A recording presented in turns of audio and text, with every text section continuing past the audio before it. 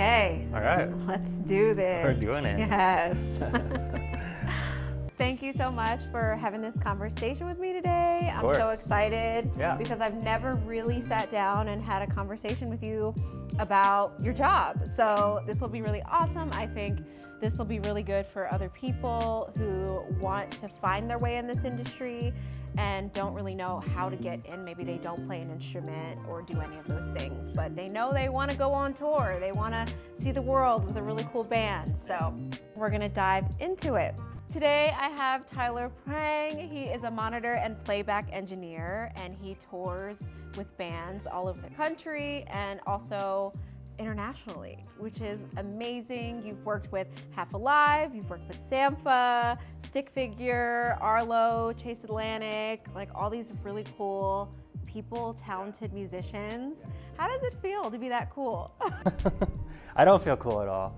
I'm behind the scenes. No one recognizes my face. It's great, but no, I have a good time. Yeah. Yes. Do you really enjoy being behind the scenes and kind of zoning into what you're doing and not really having the distractions that maybe other people may have or the musicians may have? Yeah, I like working behind the scenes. I mean, as a monitor and playback engineer, I'm kind of off stage left, so no one really sees me. But if I weren't doing my job well, you would know. And so in that way, I wouldn't say it's thankless because people are obviously thankful for what you do, but it's not, it's not a big flashy part of what you see at front of house, but it's very necessary in order for the show to run, and I like that. There's a lot of pressure that comes with that. If the tracks don't run, if the artists can't hear themselves, you're probably fired. You're fired. You're not gonna have a good show. Explain to us what it means to be a monitor and playback engineer. Like, what does your night look like when you're getting ready for a show? What are you responsible for? Sure. So monitor, playback engineer are two different roles. Sometimes I do them separate. Sometimes I do them together for the same artist. Just depends what the artist needs.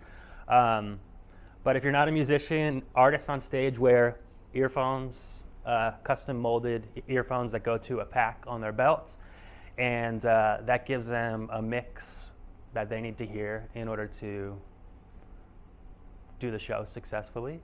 So I have a huge console with all the inputs from stage, all the different inputs from the bands, and I mix each individual artist's ears how they want it for a stage. So some people think they might be hearing what you're hearing out there, but they might be hearing something completely different. It all depends on the artist. So that's the monitor mixing side of things. On the playback side, most people are used to hearing this huge wall of sound because of the way audio is now. You get a really super compressed and mastered audio in your ears when you're listening to albums. So people want to hear that live as well. So I run their tracks, which kind of supplements the sound, let them maybe fill in some space for instruments that might not be on stage. They might be three people on stage, but you have to have this huge wall of sound. So that's where tracks come in. It's just extra instruments, extra textures, extra sounds that the band plays along with to supplement their sounds. Also a metronome a lot of times in their ears, count-offs, things like that you wouldn't hear out front, but that the band hears in their ears to keep them on track and make them play their best. So cool. So tell me, how did you get into this role? Because, well, first tell me what you were doing before you began doing this job and going on tour. Like, what was your job previously? Yeah. When I first started working, I kind of grew up working in churches, doing audio, playing keys, leading worship, singing. So I always kind of had that music background. So for the first probably 5 years of my professional career, I was doing audio. I was doing audio at churches, at a church in Florida, mega church there, so I learned a lot about doing audio and lights in different environments, and I was able to be creative there, which was super fun. But I moved to Austin, and then I was working as a product manager at a company, and I started to realize the office work was not for me. I really had no dreams or aspirations of going on tour. It's kind of something that fell in my lap, which was cool. When I was in school in Florida, I was learning a program called Ableton Live, which is an audio workstation within your computer that a lot of DJs use.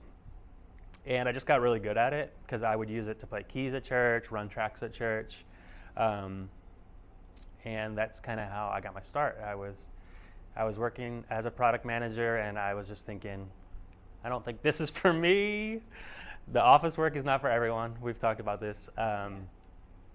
It wasn't for me. So I had a buddy who I worked with, and he had friends who were in a band, and he did a lot of the same things that I did with Ableton, and he was a producer and audio mixer. And the band asked him to go on tour with them. He had a wife and a family, so he was like, I'm not going to do it. So he asked me. And what was the first band you Missio. Yeah, Missio. Like an alternative band from Austin, alternative electronic. So I was like, I don't really want to be in this office anymore. I don't really know what it means to tour. I didn't have my sights weren't set career-wise on touring. I thought maybe I'd do something in the music realm and music technology, but I was like, why not? Let's give it a try. Well, you actually worked for the church, but a lot of people will volunteer and do audio, and I think that's actually a great way to get experience. Yeah. And it's a bit underrated because people don't really realize that. But especially if you're young and you're just getting started. We grew up actually going to church together a long time ago in Pennsylvania, and it was like a mobile church. So a lot of times we'd have to load in, set up the whole sound system, set up everything, and that I didn't realize how much I was learning in those moments. I continued to do the same kind of thing when I was in Florida, setting up mobile churches and mixing audio in different environments. But every stage of life, every little thing you try and everything you put your mind to helps you down the road. And I've never, regretted learning and putting my whole heart into everything, even if it's volunteering. It helps me in the long run. So.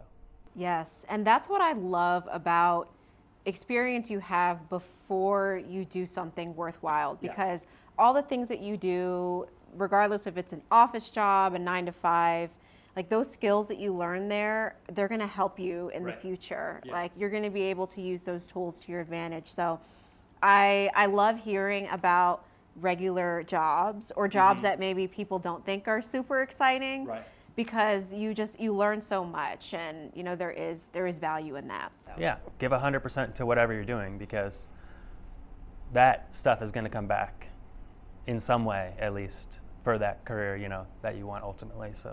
Was it a tough transition for you to go from working more of a stable, you come to that location every day, to traveling, being on the road, being on a bus all the time, having to kind of change your routine, your schedule? Was that a big transition? When I was first working, I would tour. I was only working for one artist at the time. So I would tour, and then I would come home, and I would be like, well, when's the next tour? Who knows? So I ended up driving Uber or like doing DoorDash or something. And knowing that I could just make that work was actually pretty fun. And eventually, I started learning the industry and working with more artists and getting more busy. But at first, it was one artist. And when they toured, I had work. And when they didn't tour, I was doing Uber to make it work. So I knew the practicality of how to do the job, but I had never worked in a venue before. I had no idea how to interact with venue staff, people who are very different than people I'm used to working with in the church environment. So it was a huge growing process, and it still is. But when I first started, I knew I had the tools to do what I needed to do, but I had, there's always learning that needs to happen. So. Yep. How did you sharpen your communication skills? Like, you're meeting all these different people. I know that when I started working in New York, I realized my social skills were not as good as I thought. And I think also that's a part of being young. Like, you don't really know how to interact in a professional environment, and it can be really scary and really intimidating. How did you get more comfortable meeting all these different people, talking to different people at venues, managers, all types of people? What was that like? Yeah. I think you just got to do it, right? Like, you got to do it scared sometimes. I can tell you, when I first stepped into my first venue, I was just like, I was pretty stressed. Like, I was nervous by my whole first tour. And I think the only thing that made me able to communicate better with these people was just experience. Sometimes it just takes time, and sometimes you just got to fake it. And when you're freaking out inside, just on the outside, be chill. But yeah, now it's like, it's funny. I'm just like, these people are my people. Like, kind of when you first meet some of these people working in venues and in the music industry, they can be gruff, a lot of foul language, a lot of just people who have lived a different life than I was used to living. But now, I think when you start to boil it down to the technical side of things and what we like, what we enjoy as far as music goes, you can have conversation and find common ground with anyone. But now it's easy. But at first, I was just do it scared. Wake up every day and just challenge yourself to do something new and try it out. Yes, and isn't that kind of the key to success, especially with something creative or something worthwhile? Like, you have to do it scared, or else you're not going to do it at all. Yeah. Or you're just going to not be able to push past that, And so, yeah, that's awesome that you were able to kind of like understand that and push through it, because that's not always easy. So let's talk about the nature of touring. I know for a lot of people, I'm sure it's very rough. I'm sure it takes a toll on your mental health. I'm sure there were nights when you were touring where you were just like, I want to go home. I don't want to do this anymore. How did that affect you, and what did you do to stay healthy and stay grounded? Yeah. It took me a really long time to learn how to tour in a way that was healthy-ish for me. I would say touring is not the healthiest of environments, just naturally. You're up late. Sometimes you're getting up really early. A lot of times people are hanging out at the bar or whatever after. So you have to really listen to yourself, what works for you, and it took me a long time to do that, especially as an introvert. I don't want to be around people all day. People are kind of generally annoying to me, and living 6 weeks on a bus of 10 to 12 people just in your space constantly is tough. So some big things that I learned is I need to have my me time.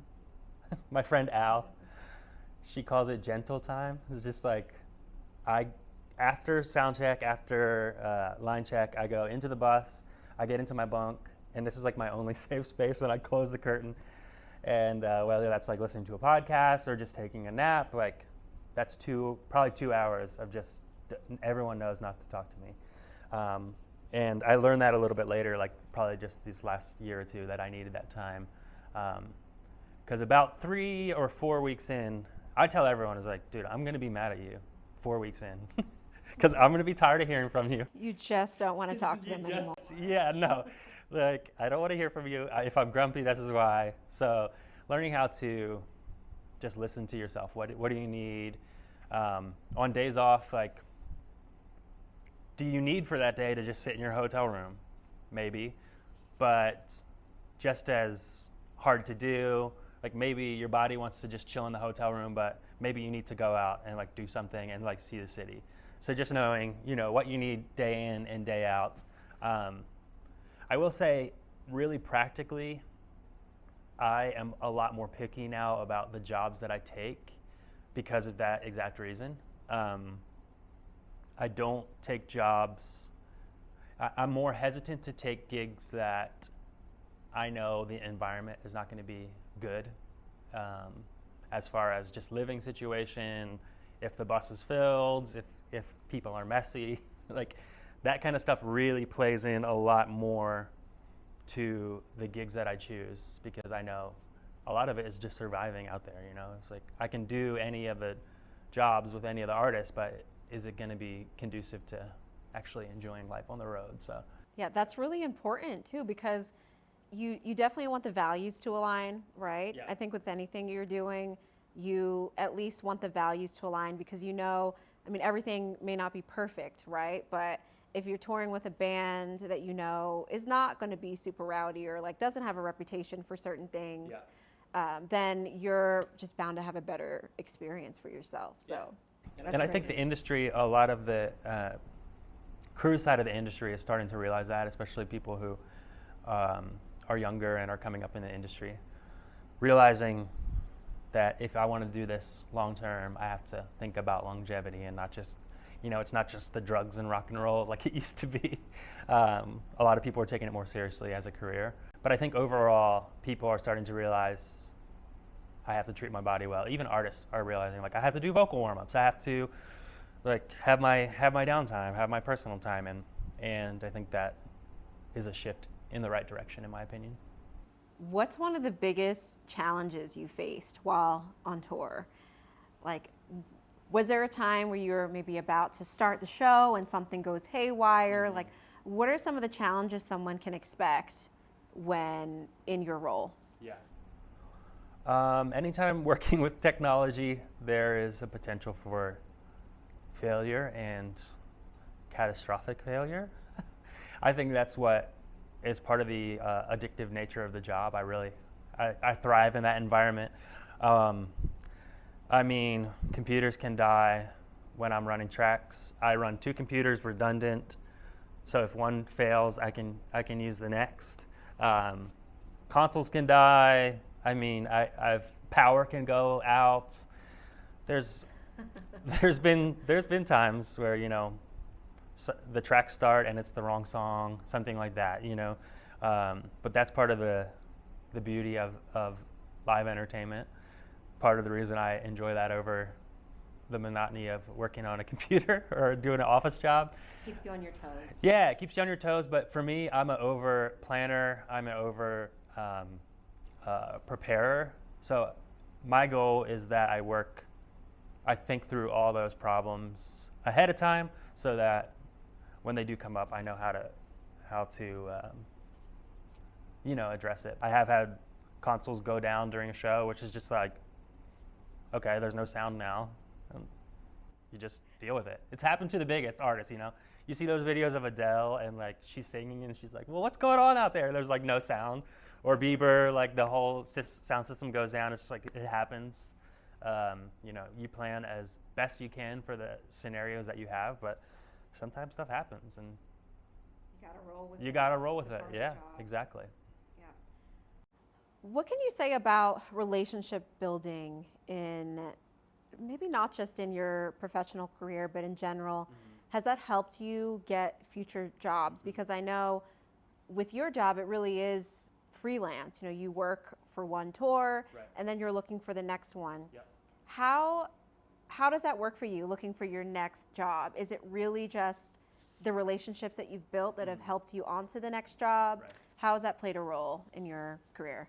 Yeah, it's huge. Because like I said, when I first started touring, I was working just for one artist, and I was kind of like, I had no idea how to get other gigs. Like, maybe I can meet people out here, but the reality is it's 100% about relationships, in my opinion.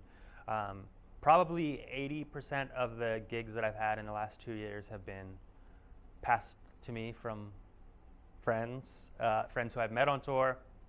I've gotten my friends gigs who I've worked on other gigs with, so it's huge. I think like relationships at the same time, like we talked about before, you want to be around people. You want to work for an artist that has people on it that you actually enjoy being around. So I've met some really great friends through the touring industry. They've helped me get jobs. Everyone from crew to management to, you know, tour managers, all that kind of stuff. It's good to have relationships with. And people can tell when you like being around them and when you actually want to help them out, as opposed to just using people for gigs. Everyone living in LA, everyone has experienced the person who is networking. I'm not a good networker, and everyone has felt that person that wants to just use you to get a gig and pretends to be your friend. But I think there's a lot.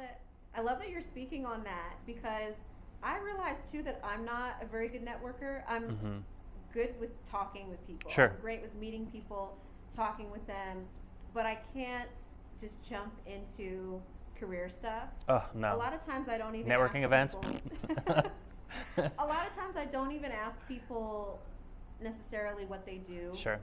If I'm at an event, let's say, you know, maybe it is a networking thing, I'm good at just talking to people and, you know, just figuring out if I even like the person, right. if we have a good chemistry, a good rapport, and then going from there. But people can tell when you're using them. And I think there is a level of, yes, we're professionals and we do want to work and we want to get certain opportunities, but at the same time, you know, it has to come from a natural place. And and having the relationship first. Like, I have asked people for gigs because there's been times where I haven't had any and I'm getting close to running out of money, and I'll text everyone I know and be like, hey, if you know someone who needs XYZ, let me know. And when we have a relationship with people, we do that for each other. Like, I've posted about people who really need a job. I've been like, my buddy needs this. If you need XYZ, let me know. People have reposted my stories of needing work. So I think when you have people that you enjoy working with, that you know are good at their job, you want to work with them. You think other people should want to work with them. So you're happy to just kind of pass their name around and they'll pass yours around. And I think that's the biggest part in the industry. That's how I've gotten most of my gigs. So relationship. Yes, I love that. You're such a sociable, I know you're an introvert, but you're such a sociable person. And I feel like you've always kind of been that way, but I see the introvert in you too. But I like people on like a personal level. Like, people I don't like, people I like. You could edit that out if you want. This is like a little anecdote, but there's some people on tour that are like people, you know, the extroverts. And by week 2, I'm just like, get out of my face. And a lot of times they end up being like some of my really good friends. Like, a lot of my kind of best long-term friends in life are like extreme extroverts. And I don't know why, because they know they just annoy the hell out of me. But for some reason, I just keep them around. But yeah, there's people on tour who are that extreme extrovert, and I'm just like, I know we're not going to get along, but it's okay. That's how it is, you know?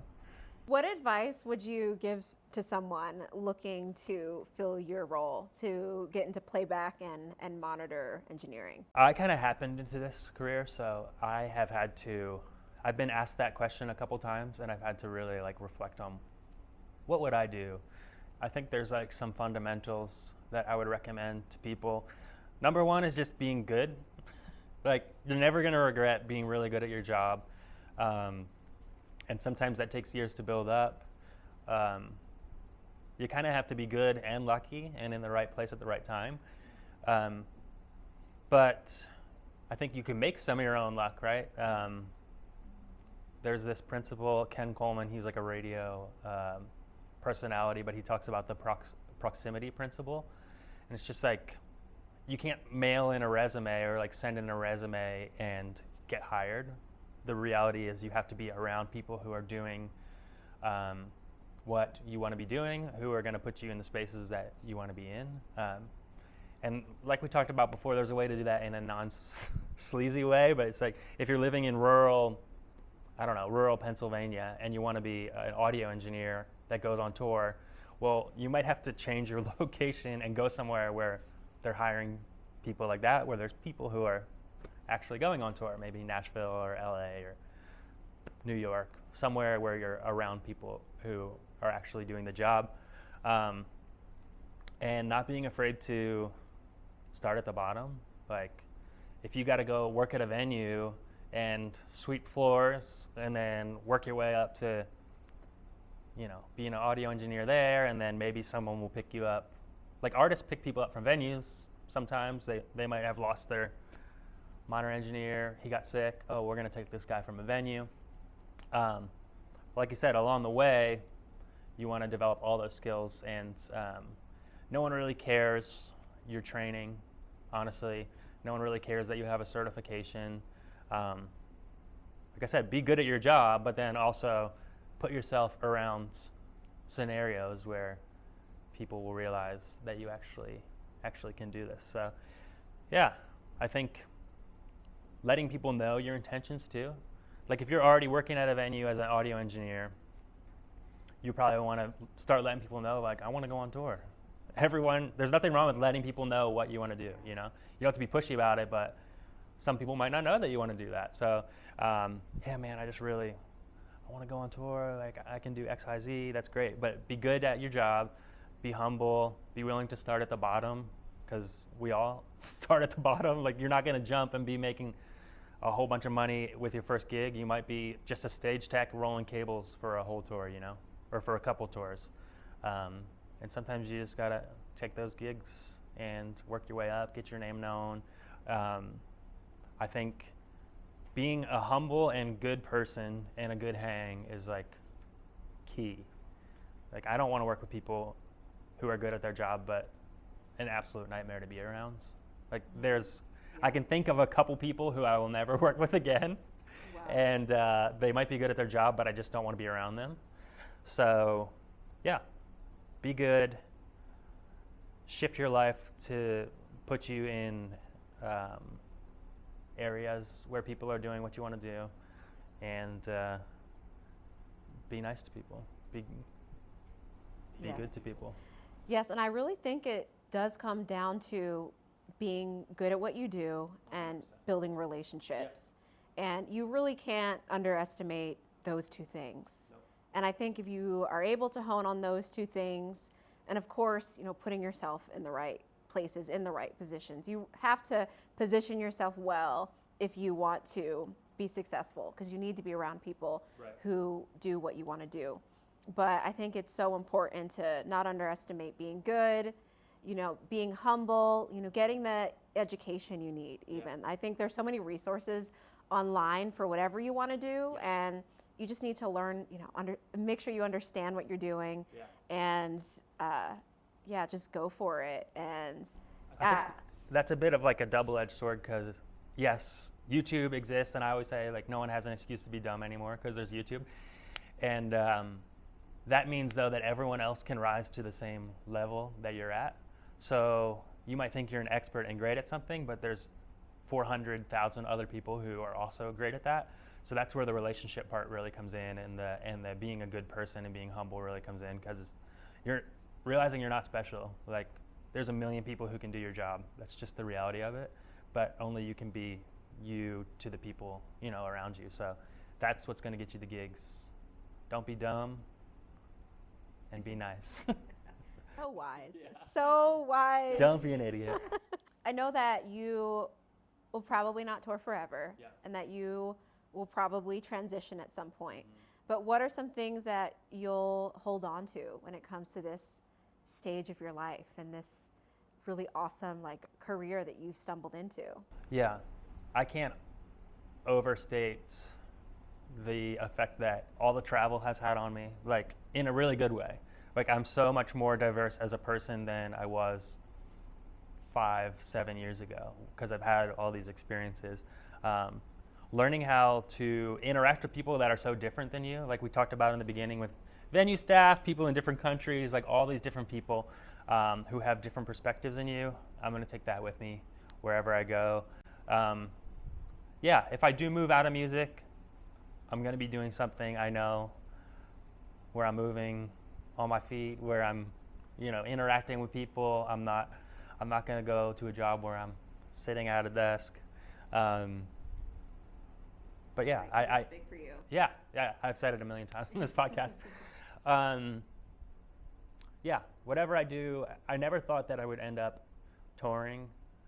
So I think the next thing I do, who knows, like I probably was something I never planned or anticipated. So that's the fun part about life.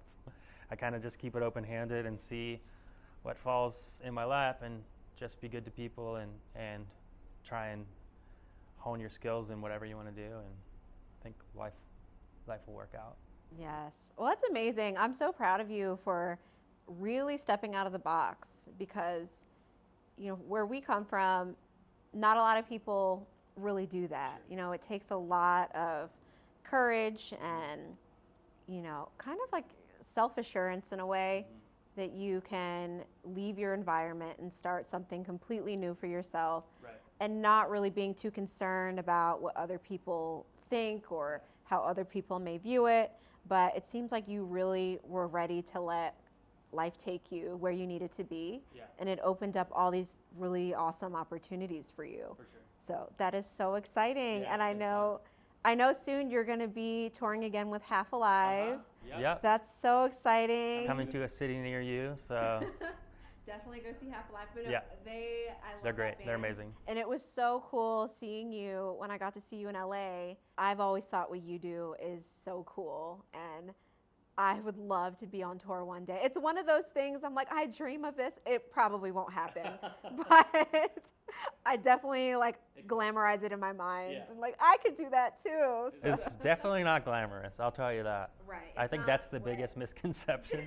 Yeah. I mean, it is fun. I'm not going to knock it. It's fun. It's fun to travel, but glamorous, probably not. Not the word. No. Yeah, not the word. I always tell people, I'll kind of leave you with this, but I always tell people, you have to really enjoy the work, because the environment is not the environment is the thing that most people see and say, that's exciting. Oh, I want to be in that environment. I want to be around live music. I want to be around creatives. I want to travel a lot and see the world. The environment is not the part that I enjoy. It's the actual enjoying the work part of it that keeps me doing it. Right. So I really love the work I do. I could care less about the environment, because I kind of would rather just be home. Once you've seen a U.S. city 3 times, you're kind of over it. You're over it. Yeah, but the international stuff's cool sometimes. I was just in Australia, and it's the jet lag. It's just you don't really get that much time to do things you want to do. It's just okay, it's a different city, same thing. But yeah, really, if you want to do it, make sure that you know that you enjoy the work and you're not doing it because of how it looks from the outside perspective. But yes, that is some words of wisdom. That is a note. I learned that the hard way. Tyler, thanks so much for doing this with me. It's it really means a lot if you would come on and have a chat with me.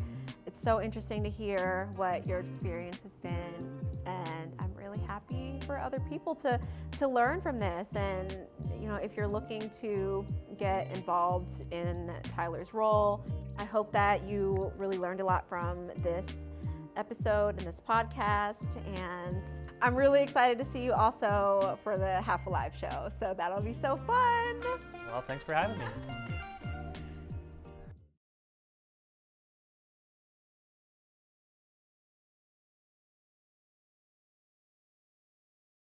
Be good at what you do. We could start that question again. Yeah.